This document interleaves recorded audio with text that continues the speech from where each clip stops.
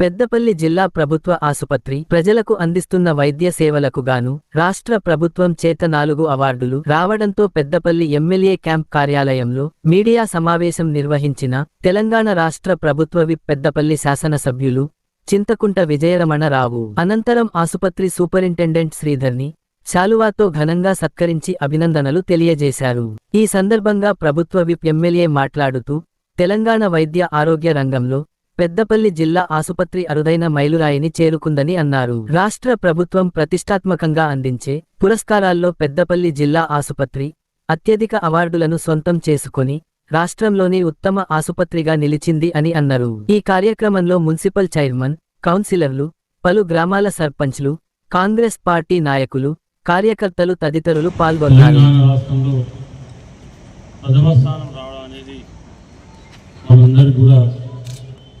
సంతోషకరమైనటువంటి వార్త.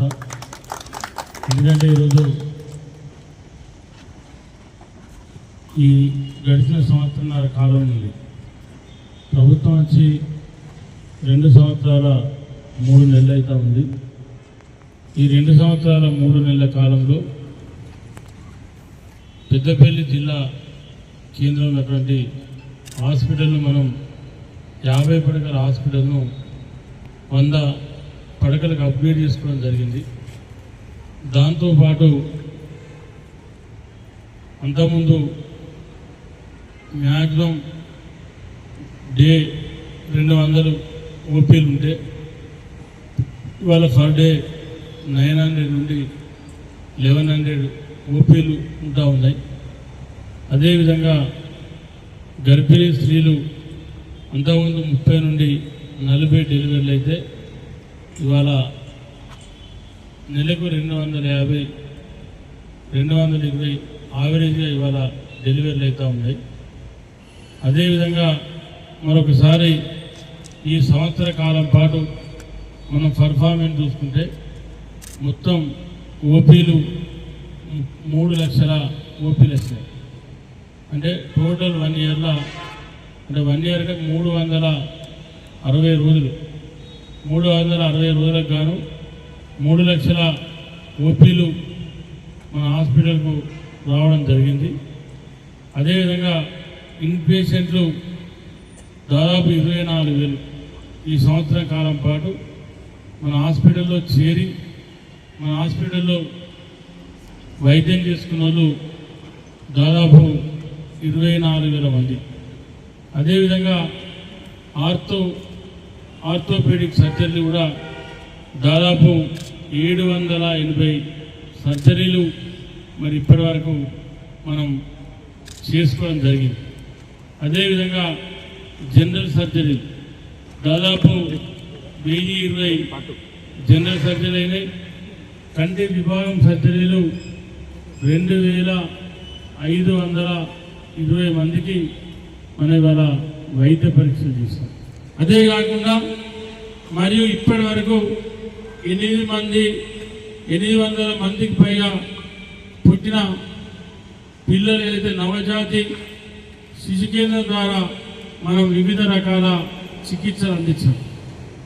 అంటే ఆ 800 దాదాపు 850 మందికి మరి గతంలో మన దగ్గర ఈ అవకాశం లేనప్పుడు మనం పుట్టిన బాబునో పాపనో మనం ఇక్కడ నుండి కరీంనగర్ తీసుకెళ్ళడం లేదంటే హైదరాబాద్ తీసుకెళ్ళడం ఇట్లా రకరకాల ప్రయత్నాలు చేసే. కానీ వాళ్ళు అటువంటి ఇబ్బందులు లేకుండా అటువంటి ప్రాబ్లమ్స్ లేకుండా మరి ప్రత్యేకంగా చొరవ తీసుకొని ఇవాళ దీన్ని మనం ఇక్కడ ఏర్పాటు చేసుకున్నాం. అందుకే ఇవాళ మనకు 4 అవార్డులు వచ్చినాయంటే దీని వెనుక ఎంత కృషి పట్టుదల ఉన్నాయనే విషయాన్ని మీరందరూ కూడా ఆలోచన చేయాలి.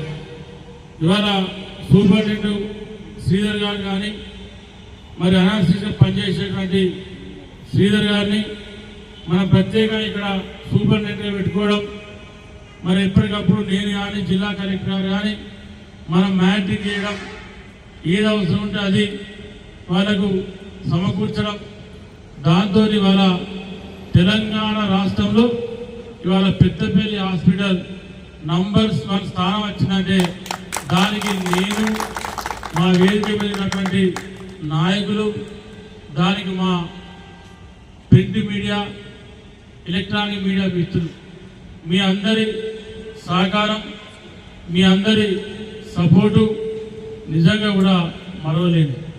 ఎందుకంటే ఇవాళ ఒకసారి మనం ఆలోచన చేస్తే ఇవాళ 3 లక్షల ఇన్పేషెంట్ అంటే ఓపీ అంటే ఒక్కసారి మీరు ఆలోచించారు. అంటే 3 లక్షల పేషెంట్ అంటే దాన్ని 360 రోజులతోని మనం డివైడ్ చేస్తే దాదాపు రోజుకు 1000 పేషెంట్. నయా పైసలు ఖర్చు లేకుండా మరి ఇవన్నీ జరుగుతూ ఉన్నాయి. మరి టుడీకు అంటే అంతకుముందు ఏదో ప్రైవేట్ హాస్పిటల్ అయితే 1500-2000 తీసుకునేది. ఇవాళ ఎవరు ఏ పేద వాళ్ళు హాస్పిటల్కి వెళ్ళినా అటువంటి పరిస్థితి లేదు. అదేవిధంగా ఆరోగ్యశ్రీ కేసులు కూడా 3000 చేశారు. అంటే ఆరోగ్యశ్రీ ఏదైతే మన హాస్పిటల్ ద్వారా ఆరోగ్యశ్రీల మన వాళ్ళ ఇన్వాల్వ్మెంట్ చేసి వాళ్ళకు చేసుకోవడం జరిగింది. మన అంతకుముందు గర్భిణీ స్త్రీలకు టీపా స్కానింగ్ చేయాలంటే వాళ్ళు బయటికి వెళ్తే దాదాపు 3000 రూపాయలు. ఇవాళ దాన్ని కూడా 1800 మందికి మనం టీపా స్కానింగ్ చేస్తున్నాం మన హాస్పిటల్. అంటే చాలామంది పేదోళ్లకు రూపాయి ఖర్చు లేకుండా, నయా పైసా భారం లేకుండా ఇవాళ మనం చేసుకోగలిగాం.